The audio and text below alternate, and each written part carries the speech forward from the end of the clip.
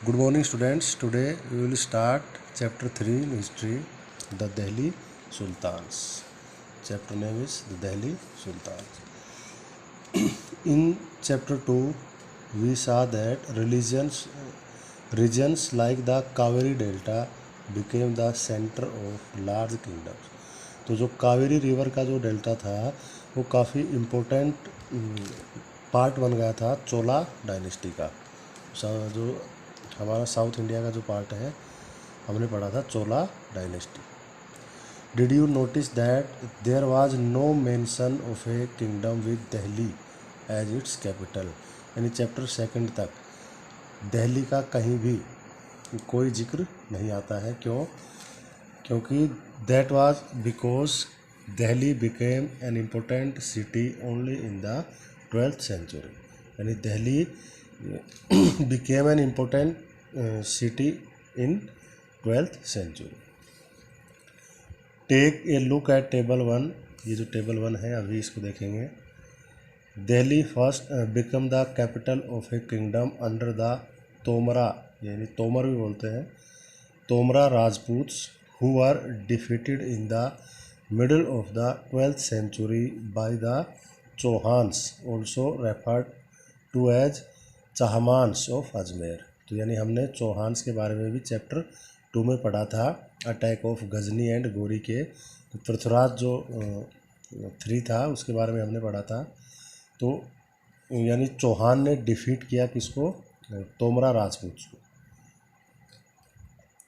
It was under the Tomras and Chauhans that Delhi became an important commercial center, यानी काफ़ी एक economic hub बन गया था। किसके अंडर कंट्रोल में? तोमरा एंड चौहान्स। ये राजपूत डायनेस्टी हैं दोनों। मैनी रिच जैना मर्चेंट्स, यानी जो जैन रिलीजन को फॉलो करने वाले मर्चेंट्स हैं वो lived in the city and constructed several temples, यानी काफ़ी टेम्पल्स बनाए जैना मर्चेंट्स ने। Coins minted here called Dehliwal, यानी यहाँ पे जो सिक्के कोइंस बनाए जाते थे उनको बोलते थे दिल्ली वाल। हैड ए वाइड सर्कुलेशन, यानी काफ़ी ज़्यादा चलन में थे दिल्ली वाल, जो कोइंस थे वो दिल्ली के। The transformation of Delhi into A capital that controlled vast areas of the subcontinent started with the foundation of the Delhi Sultanate in the beginning of the 13th century। यानी 13th सेंचुरी की starting में जो दिल्ली है उसके ऊपर जो capture कर लिया था दिल्ली को सुल्तान्स ने, यानी एक दिल्ली सल्तनत बन गई थी। Take a look at table 1 again and identify the 5 dynasties that together made the Delhi sultanate. यानी देखेंगे इसमें जो 5 डायनेस्टीज हैं उन्होंने दिल्ली को, यानी जो 5 डायनेस्टीज हैं उनसे मिलकर दिल्ली सल्तनत बनी है। तो अभी एक बार इसको देखते हैं। Map 1 selected sultanate cities of Delhi 13th-14th century. यानी ये जो पूरा क्या है? दिल्ली है। ये जो यमुना रिवर है, फिरोज़ाबाद, फिरोज शाह कोटला जो अभी क्रिकेट स्टेडियम भी है, ये जो यमुना रिवर है। तो इसमें ये देखें एक बार, the Delhi sultanate build many cities in the area, यानी काफ़ी सिटीज़ हैं यहाँ इस एरिया में। That we now know as Delhi, यानी दिल्ली जो पूरा दिल्ली है ये, इसमें काफ़ी सारी सिटीज़ थी। Look at map 1 and locate Delhi, Kohna, Siri and Jahanpanah. तो यानी ये जो 3 सिटीज़ हैं दिल्ली, कोहना, सीरी एंड जहाँपना को हम इसमें देखेंगे। ये है हौज खास, ये जो है कुतुब मीनार, ये कुतुब मीनार भी है दिल्ली में, उसके बारे में बात करेंगे आगे। हौज सुल्तानी, ये है दिल्ली कोहना, जहाँपना, और ये है सीरी फोर्ट, ये तुगलकाबाद, आदिलाबाद। ये सारी क्या है? सिटीज़ है। पूरी क्या है? दिल्ली का पूरा जो एरिया है ये दिल्ली में। द रूलर्स ऑफ दिल्ली, तो यानी इस टेबल में हम जो दिल्ली के रूलर्स हैं उनके बारे में पढ़ेंगे। तो पहला जो स्टार्टिंग के जो रूलर्स थे वो थे राजपूत डायनेस्टीज़ के। तो राजपूत डायनेस्टीज राजपूत में थे तोमराज या तोमर डायनेस्टी के रूलर्स। इनका जो रेन था, टाइम पीरियड था अर्ली 12th सेंचुरी यानी 1165 तक। इनका जो फेमस जो रूलर था अनंगपाला, उसका जो टाइम पीरियड था 1130 टू 1145 तक, यानी अनंगपाल तोमर। चौहान्स यानी चौहान्स हमने पढ़ा था, तो कौन सी जो 2 फेमस सिटीज़ थी जिनके ऊपर कंट्रोल था चौहान्स का, तो दिल्ली और अजमेर। तो चौहान्स का डोमिनेशन रहा दिल्ली पे 1165 टू 1192 तक। तो यानी जो पृथ्वीराज थर्ड था, 3 जो हमने पढ़ा था, जो वार हुए थे तराइन के 1191 में पहला, 92 में दूसरा। और इसका जो वेल नोन या फेमस रूलर था पृथ्वीराज चौहान, यानी चौहान डायनेस्टी का मोस्ट पावरफुल लास्ट रूलर भी था ये। 1175 टू 1192 तक इसका टाइम पीरियड रहा, पृथ्वीराज चौहान 3।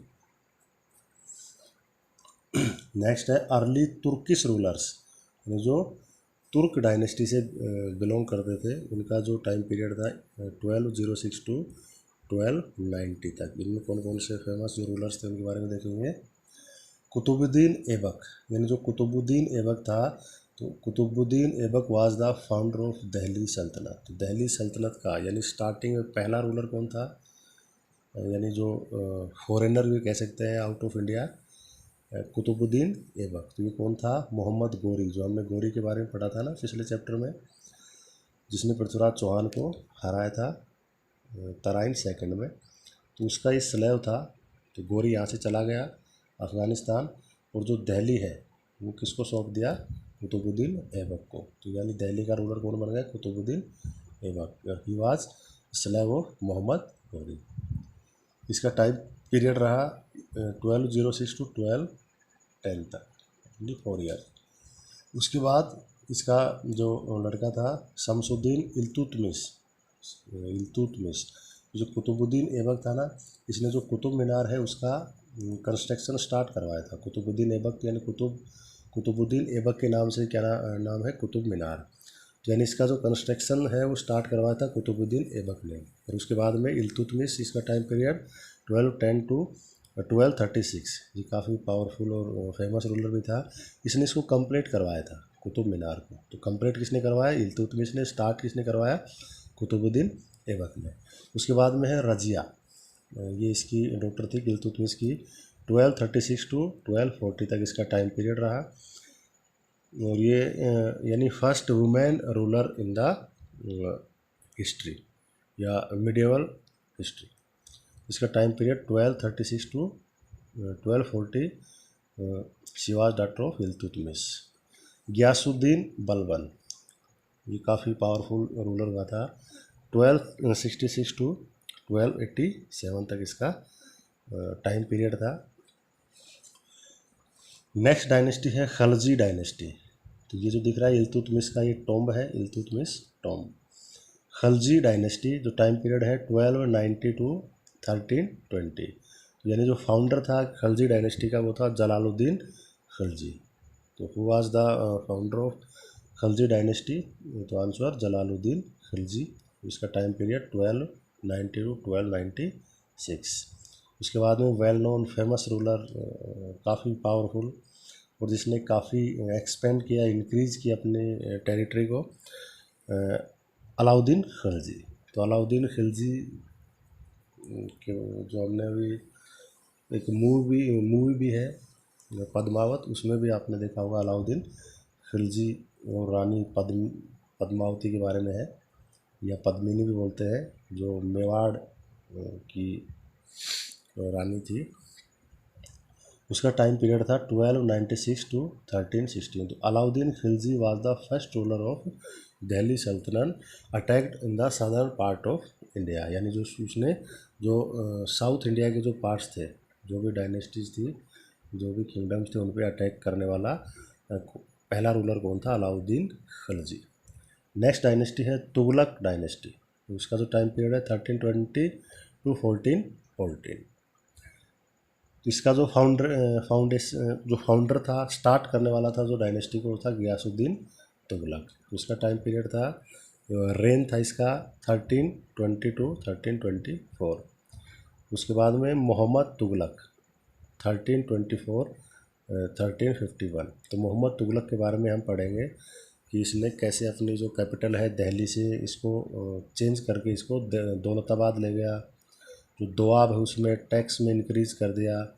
जो टोकन करेंसी भी इसने स्टार्ट की थी। तो कई फैसले इसने लिए थे जो इसकी इकोनॉमी के लिए काफ़ी ज़्यादा नुकसानदायक रहे। नेक्स्ट है फिरोज़ शाह तुगलक, जो 1351 टू 1388 तक। जो फिरोज़ शाह तुगलक है, इसने कई जैसे सिटीज़ बसाई, जैसे हिसार है, फिरोज़ाबाद है, और इसने काफ़ी ज़्यादा कैनाल्स जो नहरें हैं वो बनवाई। इसने काफ़ी यानी लोगों के भलाई के लिए काम किए तो फिरोज़ शाह तुगलक ने। तो इसके जो एग्रीकल्चर डेवलपमेंट हुआ, ट्रेड भी इसमें इसने काफ़ी डेवलप किया। जो नेक्स्ट डायनेस्टी है ये जो है अलाई दरवाज़ा, इसको बनवाया था किसने? अलाउद्दीन खिलजी ने। अलाई दरवाज़ा ये सब दिल्ली में है। सैयद डायनेस्टी नेक्स्ट है 1414 टू 1451 तक। तो इसका जो फेमस यानी पावरफुल रूलर था खिज़्र खान, जिसका था 1414 टू 1421 तक। नेक्स्ट एंड लास्ट जो डायनेस्टी है वो है लोधी डायनेस्टी 1451 टू 1526। तो लोधी डायनेस्टी का जो फाउंडर था, स्टार्ट करने वाला बहलोल लोधी। कौन था? बहलोल लोधी। इसका जो लड़का था सिकंदर लोधी, सिकंदर लोधी, जिसने एक न्यू सिटी का डेवलप किया, यानी उसने बसाया आगरा को। तो आगरा को किसने बसाया? सिकंदर लोधी ने। सिकंदर लोधी का जो लड़का था वो था इब्राहिम लोधी, इब्राहिम, जिसको पानीपत थर्ड बैटल में इसको बाबर ने हराया था और मुग़ल डायनेस्टी की स्थापना की थी इंडिया में। ठीक है, तो यह दिल्ली सुल्तान्स ये सारे। तो 5 डायनेस्टीज़ कौन सी हो गई? तुर्किश डायनेस्टी, खलजी, तुर्किश में जैसे इसको बोलते हैं स्लेव डायनेस्टी बोलते हैं इसको। जो तुर्किश डायनेस्टी है ना स्टार्टिंग वाली, कुतुबुद्दीन ऐबक वाली, इसको हम स्लेव डायनेस्टी भी बोलते हैं। Slave, Khalji, Tughlaq, Syed and Lodhi dynasty. ठीक है, तो 5 जो डायनेस्टी हैं जिनसे दिल्ली सल्तनत बनी है।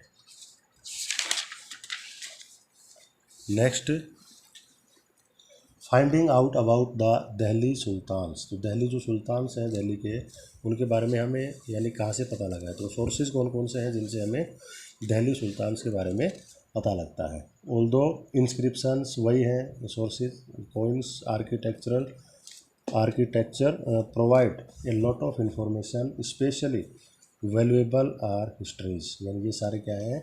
सोर्सेज हैं। हिस्ट्री जो भी हिस्टोरियंस हैं उनके लिए टू नो अबाउट पास्ट। तो कौन कौन से सोर्सेज हैं? तारीख, तारीख एक सिंगुलर है और त्वारीख है प्लूरल। तारीख एंड त्वारीख। रिटन इन पर्शियन, यानी किस लैंग्वेज में लिखी होती थी तारीख और त्वारीख? पर्शियन लैंग्वेज में। The language of administration under the Delhi sultans. तो यानी जो एडमिनिस्ट्रेशन की जो लैंग्वेज थी वो कौन सी थी? पर्शियन लैंग्वेज थी। ठीक है, यही पर्शियन लैंग्वेज लास्ट तक मुग़ल जो डायनेस्टीज थी वहाँ तक पर्शियन ही क्या थी? ऑफिशियल लैंग्वेज थी एडमिनिस्ट्रेशन की। The authors of tawarikh were learn man, यानी पढ़े लिखे मैन होते थे जो ऑथर होते थे त्वारीख या तारीख के। सेक्रेटरीज होते थे, एडमिनिस्ट्रेटर्स, पोइट्स एंड कोर्टियर्स, यानी कोर्ट में काम करने वाले जो किंग होता था उसके। Who both recounted events and advise ruler on governance, emphasising the importance of just rule. यानी उसको जस्टिस का जो रूल है उसके बारे में इम्फेसाइज करते थे, यानी प्रेशर डालते थे। गुड गवर्नेंस के बारे में एडवाइस देते थे रूलर को। तो यानी जो हमने पिछले चैप्टर में जो पढ़ा था जो प्रशस्तिज, तो कौन लिखते थे? ब्राह्मण्स, यानी लर्न ब्राह्मण्स। तो वैसे ही जो ऑथर्स थे तारीख और त्वारीख की वो भी प्रशंसा में लिखते थे रूलर्स की। तो उसमें ज़्यादातर जो क्या होता था गवर्नेंस के बारे में और इम्पोर्टेंस ऑफ जस्ट रूल के बारे में। नेक्स्ट है द सर्कल ऑफ जस्टिस, यानी काफ़ी इम्पोर्टेंट पॉइंट होता था उस टाइम के रूलर्स के लिए, जो मुस्लिम रूलर्स थे उनके लिए। Fakhr i Mudabbir wrote in the 13th century में इसने कुछ लिखा है, जैसे a king can not survive without soldier, यानी किंग किसके बिना जीवित नहीं रह सकता, सोल्जर्स के बिना। And soldier can not live without salaries, यानी सोल्जर्स किसके बिना जीवित नहीं रह सकते, सैलरीज की। Salaries come from the revenue collected from peasant, salary कहाँ से आएगी, रिवेन्यू से, जो कहाँ से कलेक्ट किया जाता है, पीजेंट से, यानी किसानों से, फार्मर्स से। But peasants can pay revenue only when they are prosperous and happy, तो किसान कब देंगे, जब वो खुशहाल होंगे, खुश होंगे, यानी उनके पास काफ़ी ज़्यादा प्रोडक्शन होगा, तभी वो क्या देंगे, रेवेन्यू देने में सक्षम होंगे। ये सारी चीज़ें कैसे होंगे, this happens when the king promotes justice and honest governance, यानी जब किंग क्या करेगा, सभी के साथ जस्टिस करेगा और ऑनेस्ट यानी ईमानदार गवर्नमेंट देगा, तब ये सारी चीज़ें क्या है, पॉसिबल है। जो तारीख और त्वारीख के जो ऑथर्स होते थे वो क्या लिखते थे, keep the following additional details in mind, कौन कौन सी चीज़ें होती थी, पहला the authors of tawarikh lived in cities, यानी जो ऑथर होते थे वो कहाँ रहते थे, सिटीज़ में, mainly Delhi. And hardly ever in village, यानी गांव में बहुत कम रहते थे, ज़्यादातर कहाँ रहते थे, सिटीज़ में। Point number 1। Second, they often wrote their histories for sultans in the hope of rich rewards, वही बात है, ब्राह्मण्स वाली जो प्रशस्ति होती थी ना, उसी के लिए, ये भी किसके लिए लिखते थे कि भाई उन्हें बहुत ज़्यादा रिवार्ड मिलेंगे, ठीक है, पैसा मिलेगा, उसके लिए लिखते थे।